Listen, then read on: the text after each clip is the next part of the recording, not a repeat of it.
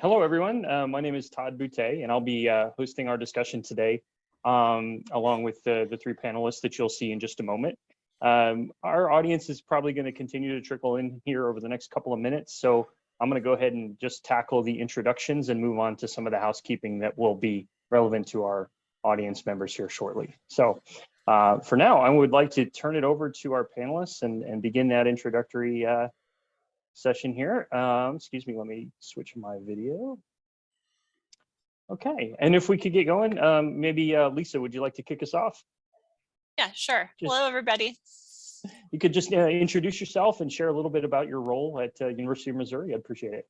Okay, my name is Lisa Scheese. I am currently the Assistant Director of the TRIO Student Support Services Office.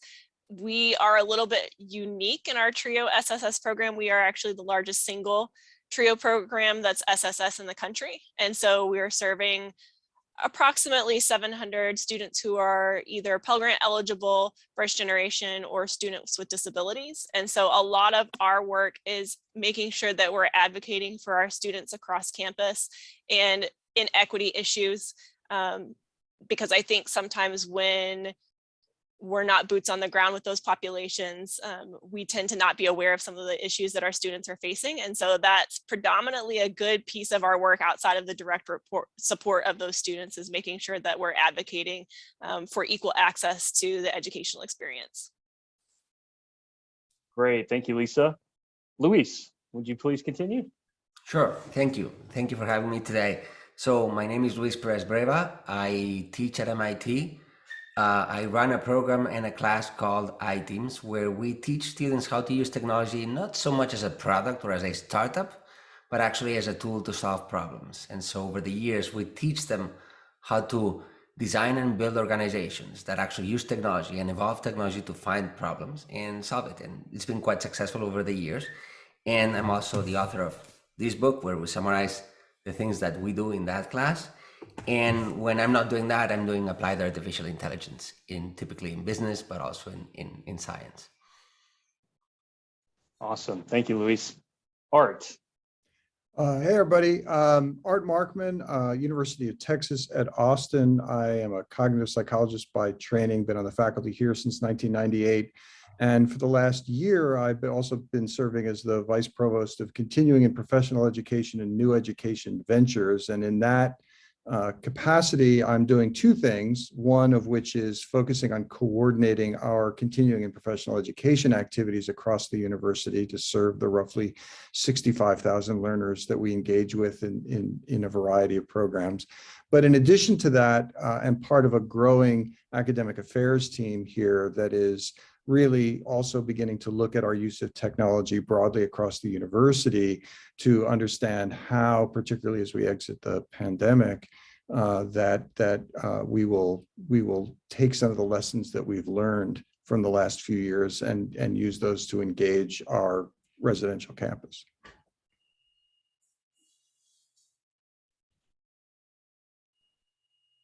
Oops, sorry. I had to do it first. Somebody has to do it. Apologies, everyone. Thank you all so much for joining us. I really appreciate it. I'm looking forward to our discussion. And now that we've had a bit more of our audience join, I just want to kind of engage with you all for a moment. We want to take advantage of some of the Zoom features today. So all of you should have Q&A buttons at the bottom of your Zoom windows. And I would really encourage the audience to please feel free to use those.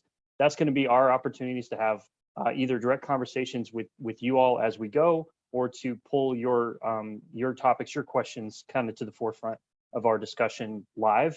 If we don't get to you live, my plan is to collect all those questions, run them back through our panel, and get back to you all kind of in a post after the fact. So please feel free to share with us along the way. But let's go ahead and get started here. So my kind of first question to you all is really sort of the kind of to get a little bit of the lay of the land. You all have very different roles, and I'd like to sort of hear from you a little bit about, beyond email and these kind of Zoom or team meetings, what are the primary technologies that really help you get through your day-to-day, engaging with your students, engaging with your colleagues? Is there a highlight? Maybe is there a low light? Any volunteers for that one? Maybe Luis, how about you? So I'll start. there is a whole litany of tools we use and explore almost continually. I'd say we've been exploring tools like Slack for far longer than people may be realizing. I mean, for instance, I started using Slack, which is not very popular, 8 years ago. So I explore everything. What I can tell you is that, and this varies, right? Not everybody at the university, at the institute does the exact same thing. But what I can tell you, my experience is that, we have yet to find a good tool to actually communicate that doesn't become another clog of a massive communication from the outside like email has become. My situation right now, because I run a program that benefits all of the university and we get students from all of the university and we teach across many departments, I have more emails than I can actually manage. So I've moved to actually make email the same thing that snail mail used to be. And I work with text messaging, various text messaging apps, from WhatsApp to Signal to so on, which is not ideal. It's actually far from ideal because it's easy to get trapped into kind of side conversations, but it's convenient because we can ask short questions, right? And that way we dispense with all the niceties that people try to put into emails that are very necessary for formal communication, but perhaps not so much. Other than that, I would love to learn what my colleagues here are doing because I'm in sore need for more ideas. Well, great. Then Lisa, how do you keep up with 1,700 TRIO students, you and your staff? It's a challenge. It's multifaceted. I agree with Luis. It's trying to keep up and navigate. We know that our students are not very responsive to email. So as far as direct mass emailing students, we don't do that anymore through our office. We actually created our organization site in Canvas, and that's been the primary means of contacting our students kind of in mass and trying to reduce some of that one-on-one having to contact each individual student. It's been more successful than email. We've also incorporated GroupMe, although a lot of people are using GroupMe now, but we were some of the first people using GroupMe. And so it was more responsive for students when we reached out and did text messaging through that manner. It's not as responsive anymore because every single course now seems to have their own GroupMe. And so it's become sort of another bogged down avenue for reaching students. And so students are they start to ignore it instead of paying attention to it. And then we are working with social media, but what we find with social media is that really social media is changing at the speed of light. And so what's drawing students' attention is changing month to month. And so it's more of a challenge to keep up, but we're incorporating on the social media side, we're incorporating more student workers in that avenue so that they can keep us up to date, because honestly, they are the best, right? So their students are the best managers of social media. And so that has been effective in that manner. But by far, because our students are on the learning management system so much now, especially since a lot of their courses are still online, even though we're a fully back in-person campus, they're still navigating that. And what we've found is that that learning management system gives us some extra opportunities to be able to interact synchronously and asynchronous with our students that we couldn't do prior to that when we were just trying to do email. So that by far has been the most successful for us, but there has been no perfect solution to get a hold of everyone, because we also have some digital equity issues with our students being low income, is that they can't always get access to the learning management system when they need to. But we'll talk about that later, because I know the questions that are coming up and some of the challenges that way.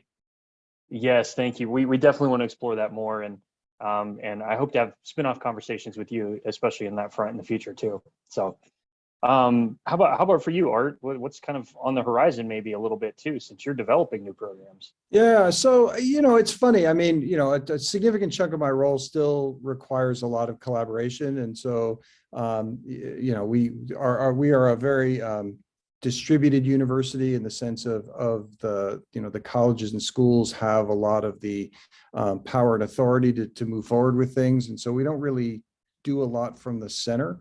But we coordinate a lot from the center. We don't really centralize things, and that requires just a lot of communication. So we tend to use Teams here, and as our second tier Slack, I guess.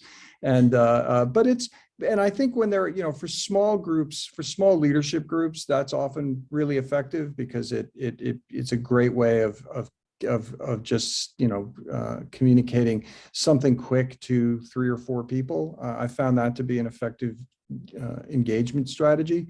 Email is just, there's a lot of it. So it is very hard to keep up with that. I think on the student side, Canvas is also our learning management system. It's been a great way to communicate with students. One of the things that we're exploring a lot right now is ways of getting data out of the back end of Canvas that can help us to engage with students in particular situations. So for example, we have a nice set of suite of tools that enable faculty to reach out specifically to students who haven't logged in a certain number of days to the course or haven't opened a particular assignment yet. And so we have some ways of using the data relating to engagement to ensure that students get some messages that help them to realize we're paying attention, not in a bad way, but really in a way that shows some concern for their engagement. So I think that's, those are some of the, they're not innovative tools per se, but they've been extraordinarily effective, particularly during the pandemic. I think what we found is that while we're fully back in person, our staff are less in person. There's much more flexible work arrangement for university staff than for the education, than the classroom experience. Thank you, Art. And actually, if you don't mind, I'm going to send it right back to you here because I'd like to maybe pull that thread a little bit further because I was curious sort of how pervasive are these new pieces that you're adding onto Canvas are being used across your university, especially at a University of Texas, right? You're working at the central campus in Austin, but how long is it going to take to add on the data extraction tools to Canvas? Sorry, the actual question, as you guys can all see below here, is what are the inefficiencies that we're bumping into with these existing technologies, and how are they contributing to what we're seeing as declining enrollment overall? I mean, everybody's institution is different, but there is sort of a trend downwards these days. So maybe. Yeah, I will say on the data side, one of the most difficult problems we have is not a technological problem, really. It's that your data are only as good as the raw materials from which they've been based. And as an empirical scientist, I mean, I sort of knew that when in my scientific career, but I think the same thing is true when we're trying to deal with data out of something like a Canvas learning management system, where there's a lot of data we could get out of the system relating to student performance, but it only works if the courses that are put into Canvas are designed in a way to give us good data. And so it's less a technological problem and more, we've created a new program in our academic affairs unit called the Course Clarity Project that is really focused on ensuring that every syllabus has a good, clear statement of the learning outcomes for the class that maps the assignments and assessments to those learning outcomes, that has rubrics that then attach the grading of those assignments and assessments back to those learning outcomes. When a course is designed in that way, a package like Canvas can provide a tremendous amount of data, both to individual instructors as well as to departments, to look at the progress of students in particular classes through a major. You can connect it to other demographic databases to look at specifically at first generation college students and other groups that you may want to pay attention to. But the technological piece of that turns out to be the least significant part of the problem. And the most significant part is ensuring that we're getting really good data because the classes have been designed in a way that will help us to do that. And Luis, actually, I was going to say, Luis, could I turn to you on this? This is a conversation Luis and I had a little bit offline the other day, so I'd love to have him elaborate. I'd like to second that and add to it and provide another angle. So I totally agree. Technology is not the thing, right? We need to design things so that we get the right data. That's kind of the basis of experimentation, and it still holds true here. one of the things that, and this is talking from my own experience also in the pandemic. So one of the things when we started the pandemic, I realized that this was a whole new opportunity to teach, like many of us, and I got excited about it. Actually, like, oh, this is new, and so I started to kind of think of technology more as the same way I teach it to my students. So my students don't just use computers. It could be any technology. It could be nanophysics. It could be whatever. But I said, let's apply the same thing.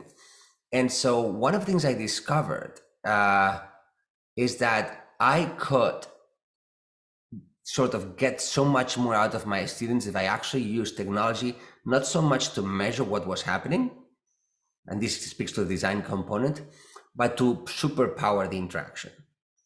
So if I made it so much easier for the students to interact with me, right, then I sort of needed to measure less. And this came to me as a gratifying surprise for two reasons. One, before the pandemic, I'm talking 3 years before the pandemic, we started to see a problem with retention of students in classes or even attendance, right? And I asked students, and I saw it as performance, and I identified it as an attendance problem. And then I asked students, and they told me they had just so many things they could go to, so many extracurriculars, so many things that they could attend to, that it eventually became a problem between choosing between a class or the extracurricular in question, right? That might be an embarrassment of riches, right? In so many ways.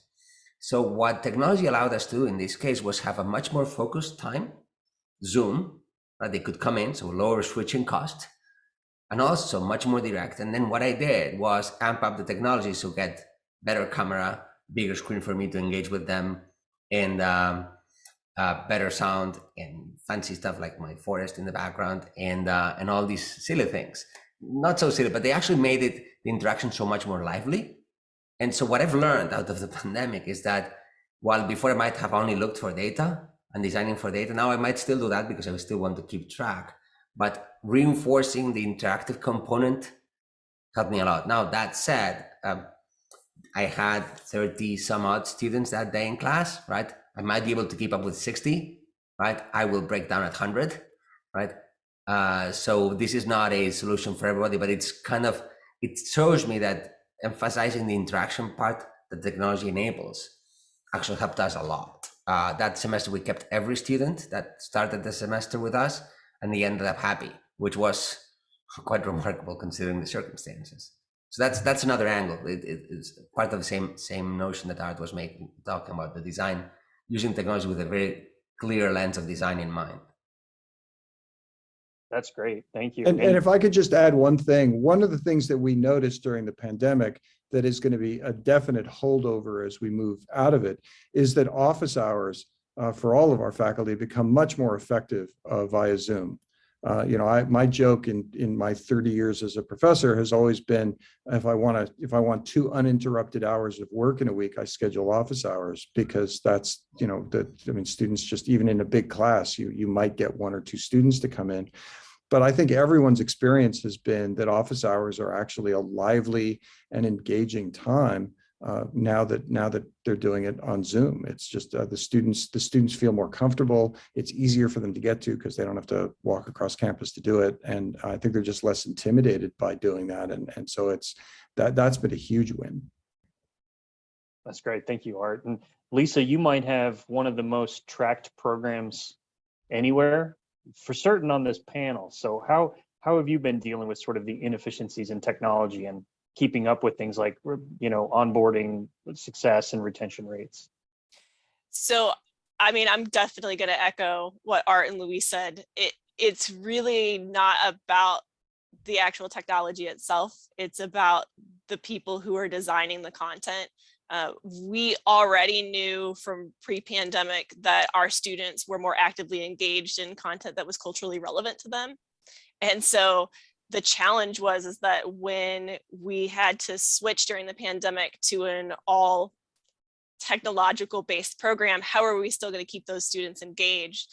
And so we had to learn how to make the programs that we had available to us still have culturally relevant content, still be a part of universal design so that our students could all get access to it in an equal manner. And part of that was taking a lot of students' perspectives, because we are fortunate enough to have really good student workers in our office that can give us some feedback. And sometimes they just told us absolutely not. Like, this is not a good avenue to go down. Don't go down this path. Nobody's going to be invested in it. And giving them the agency to be able to tell us that information so that we could keep our content relevant.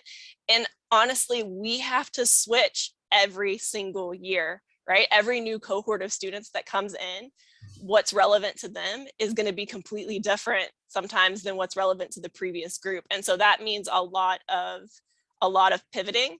And we hear the word pivot a lot now, especially since the pandemic. But I think to keep an engaging educational experience, especially involving technology, you have to make sure that you're a reflection of the culture of the students that you're serving.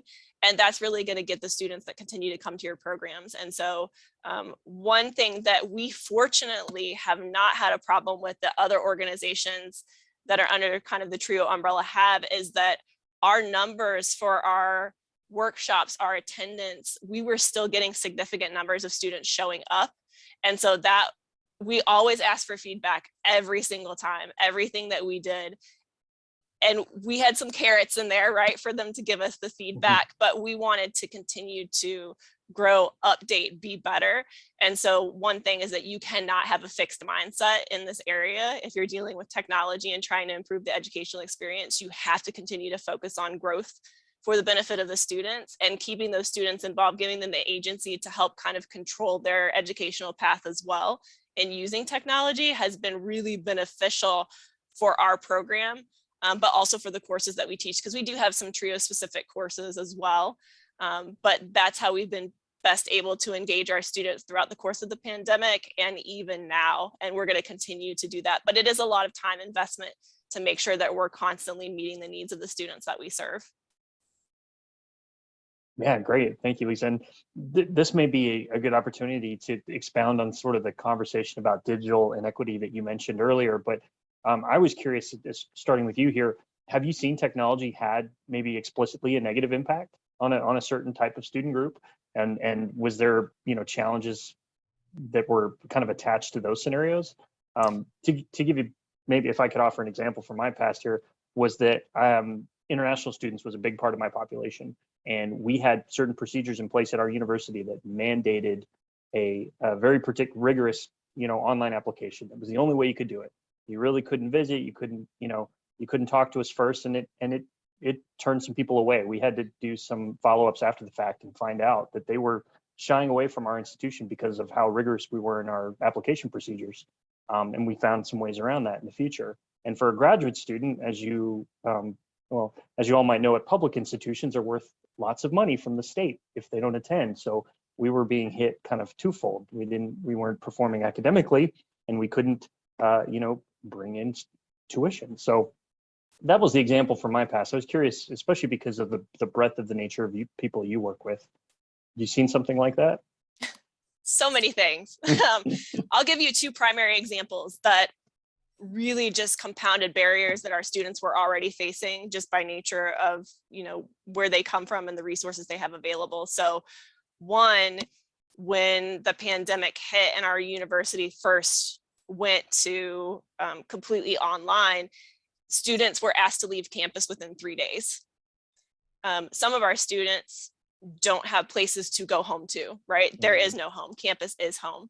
Some of our students live in rural areas. So the state of Missouri, where we're at, it's predominantly rural. And even though there are initiatives for fiber to expand in these areas, the ability to be able to access online education in some areas of our state is non-existent.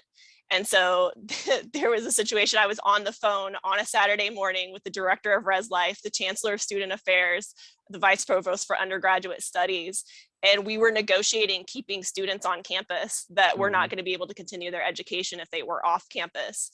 And we know that a lot of students, when that change happened, they actually just withdrew from the semester.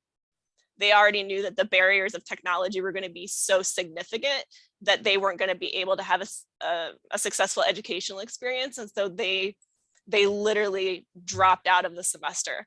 And we know from the research and also from our data that a lot of those students never came back. And so that was an unfortunate circumstance.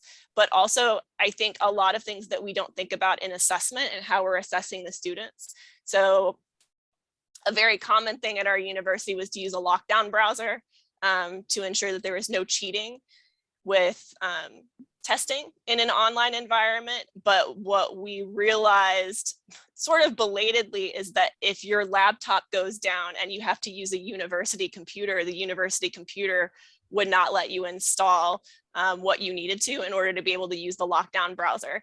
And so even the university equipment that should be available to students to be able to continue their education when they need it had so many security features in place that students aren't able to actually continue their education. And so I think we were making a lot of assumptions, and I say we kind of as a university, that students always have a working laptop, that the Wi-Fi is always consistent, that there was never going to be any problem with that. And what we found is that that's actually a very common situation for students, and for students who are in our population who are lower income, there's not an easy replacement for that.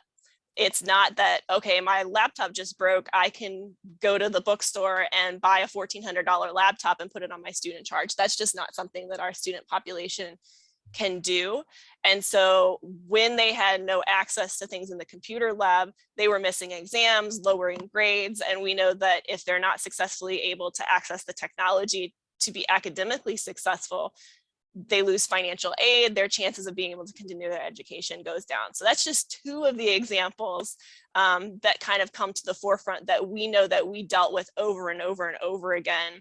And I think that as we're moving more into a flexible kind of virtual versus in-person environment where we're doing both at the same time, it's going to continue to be an issue that's at the forefront of universities, is making sure that everybody has equal access to the educational experience. Right. Yeah. And that last circumstance is painful to hear. It's such a vicious cycle.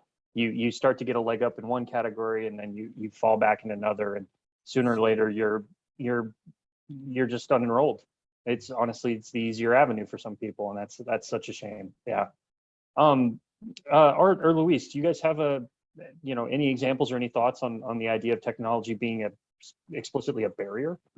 I'll give one other example, but I will second the issue of rural broadband access. Texas also has we have a substantial number of students from rural areas, and it's broadband. I mean, there were students who had to park in high school parking lots in order to be able to get access to Wi-Fi sufficient to be able to log into classes when we were online.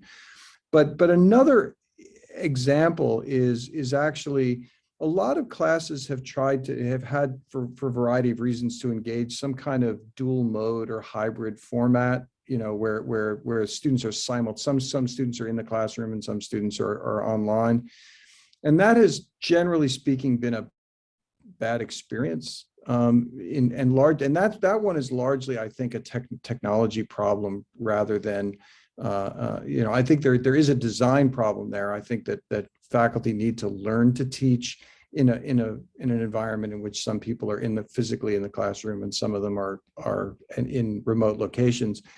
But in addition to that design issue, we need more classrooms that are natively designed for that will make it easier for instructors to see the people playing at home.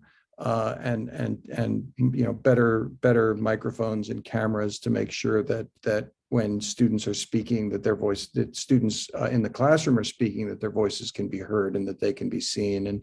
And that's something that was an issue that we were aware of pre-pandemic, but I think has just become much more important since then. So I'll add to that a couple of things. First, I've been personally very fortunate that I have not had to deal with these issues myself directly.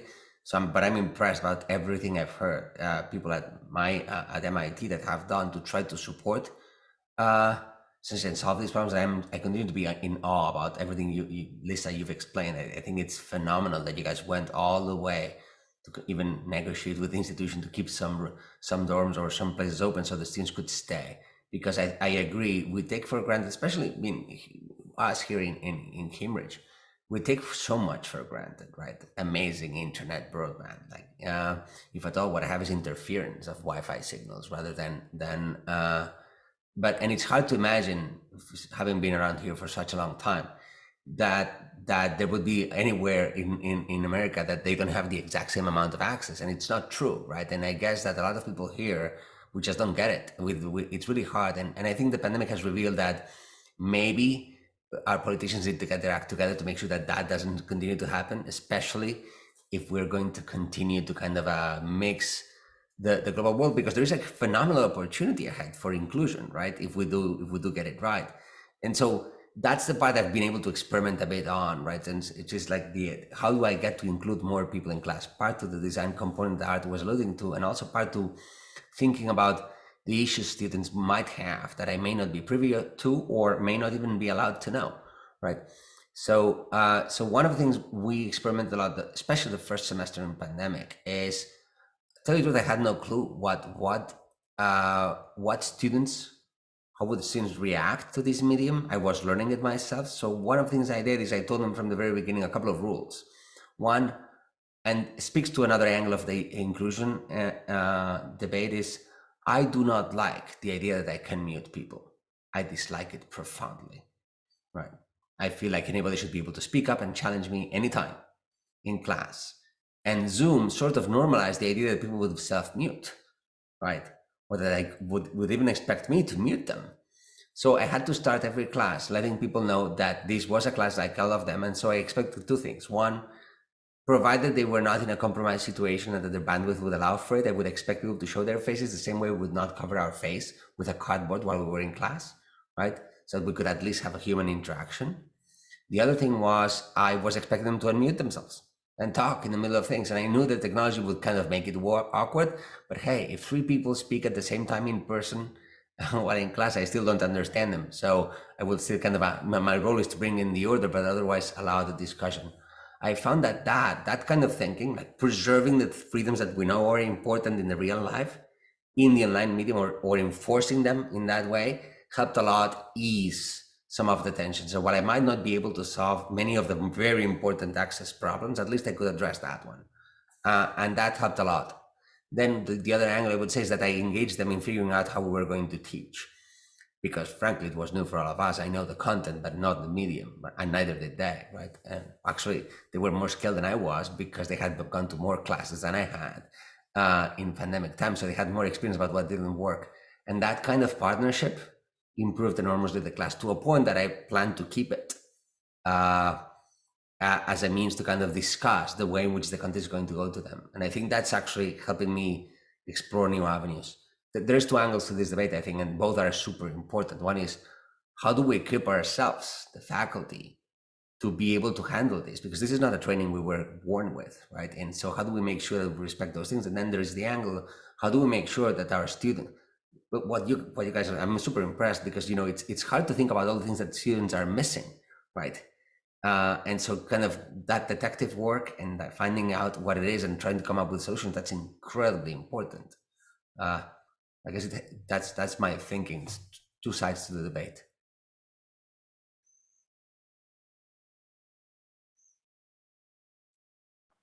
I did it again. So lost my train of thought too. Well, so I'm gonna switch up what you see on the screen here somewhat, because I think there's a very obvious answer to this question here. Especially in the recent history that we've dealt with, right? The idea that institutions are traditionally slower to adopt new technologies, bring on big software packages, make large changes, whatever. So, something like a global pandemic, everyone has to leave the campus. We're going to make changes quickly. We have to adapt. We have to overcome it right away. But I was looking at it and hearing some of your guys' stories of what are some of the other ways you think these changes are going to manifest in the future.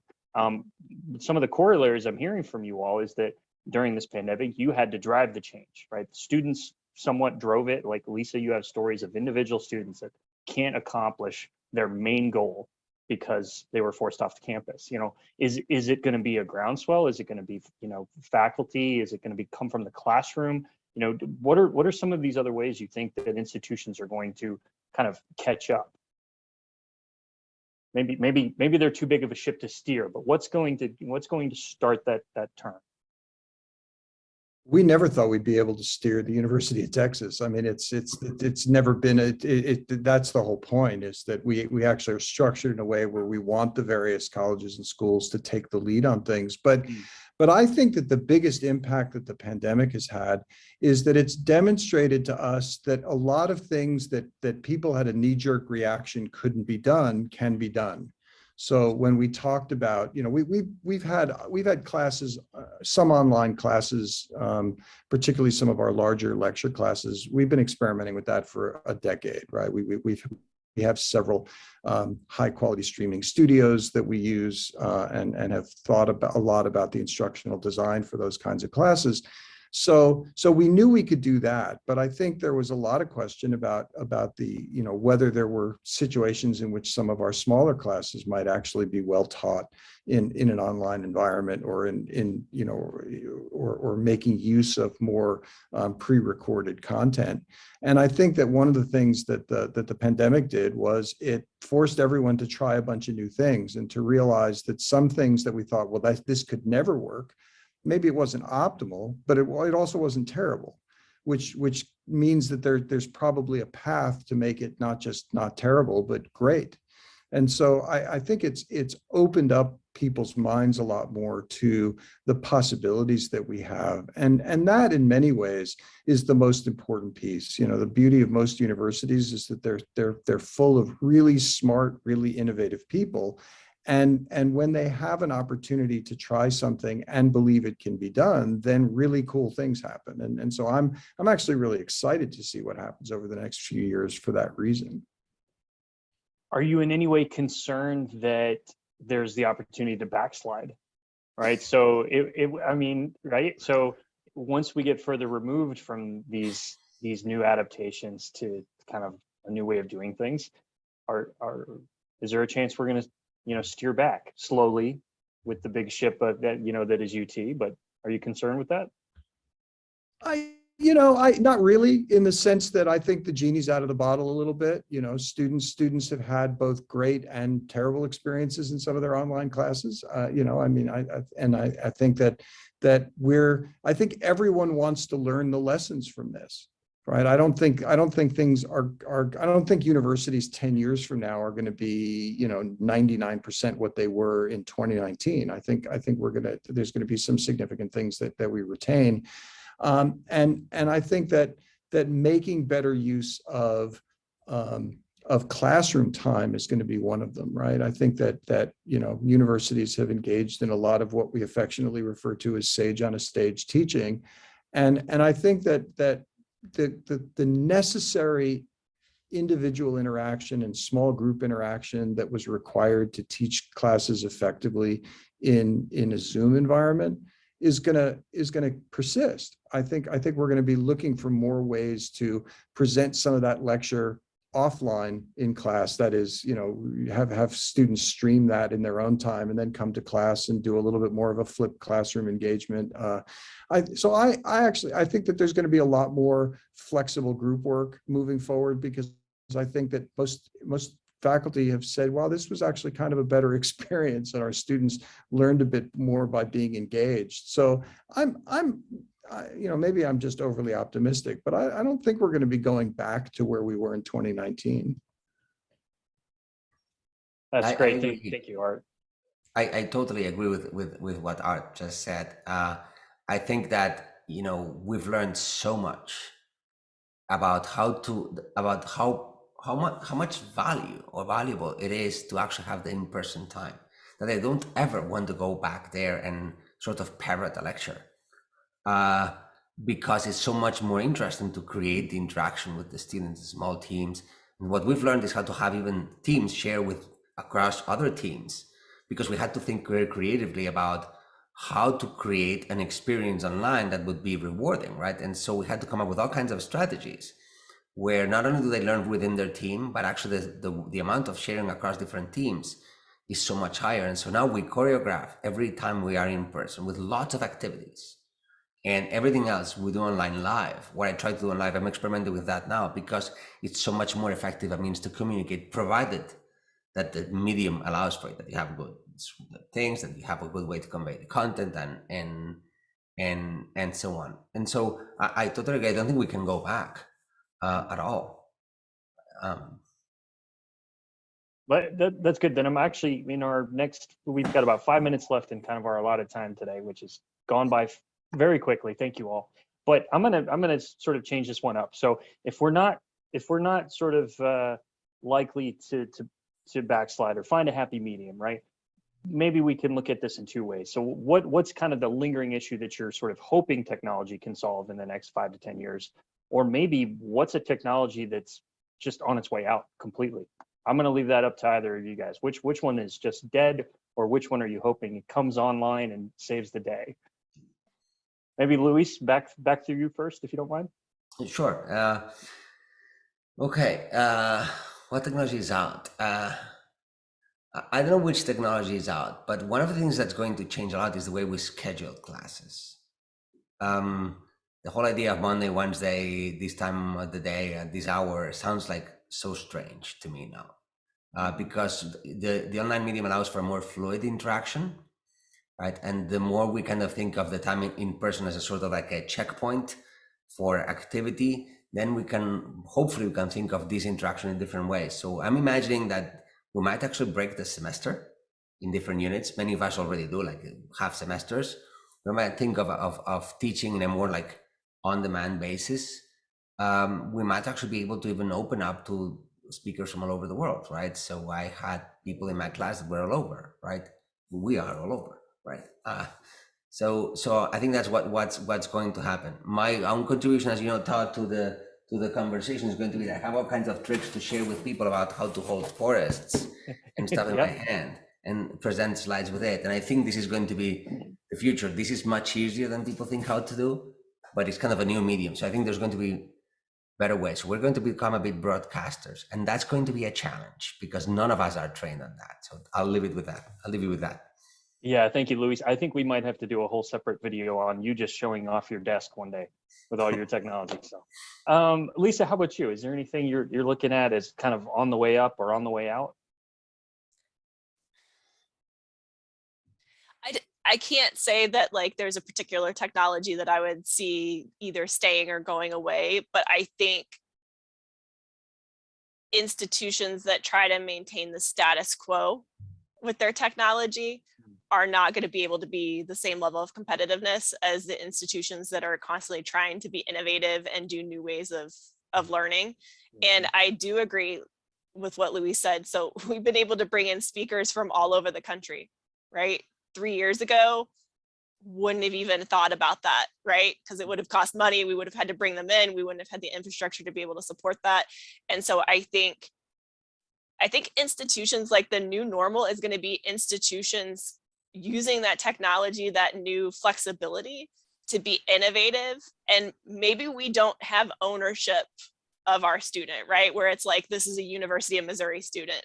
Maybe it's, a University of Missouri system student, right? Where they have access to multiple schools within their educational program, where they're still paying the tuition to somebody, right? Because the money is going to have ownership somewhere by an institution, but that institutions are working more collaboratively. We know faculty already do that now, right? Working on academic projects across multiple schools, but we really haven't brought that into our students yet.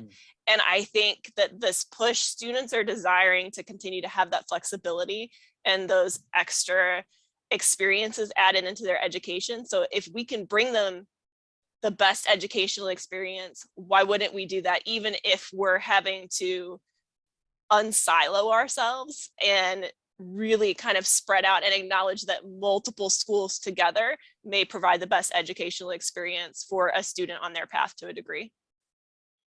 Very good. And I don't want to put words in the mouth of Art there, but that's one thing I've noticed in continuing professional studies is the silos tend to break down a lot more, and those people thrive. Why? That's a great point. Why isn't that available to everyone?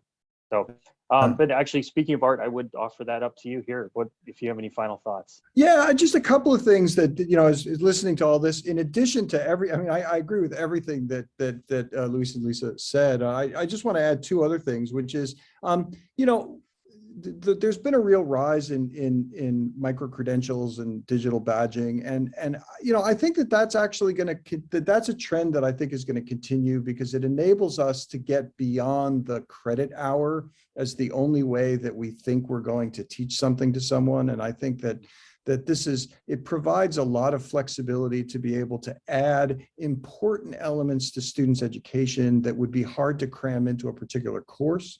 And so I'm excited to see that continue to grow. The other thing is that there had been a move over the last several years towards a different model of textbooks that were much more multimedia and easier for faculty to customize the particular course that they were teaching, and easier to update than the sort of every 4 years a new edition of a textbook coming out. And because I think one of the things that the pandemic did is students got so used to this multimedia experience as a fundamental part of the way that classes are taught, that I think it's actually going to speed that as a change in the way that we provide textbooks for the courses that are taught in a more standard way. I'm sure the students would be a fan of that, especially if it brings down the cost of those multi-$100 hardback books. So, Yep. Well, look, Lisa, Art, Luis, thank you all so much for your time here. And to the three of you and our audience, we try to do an event like this every few months. So please be on the lookout for something coming up soon. We really appreciate your time. Thank you all. Thank you. Thank you. Have a great day. Thanks so much.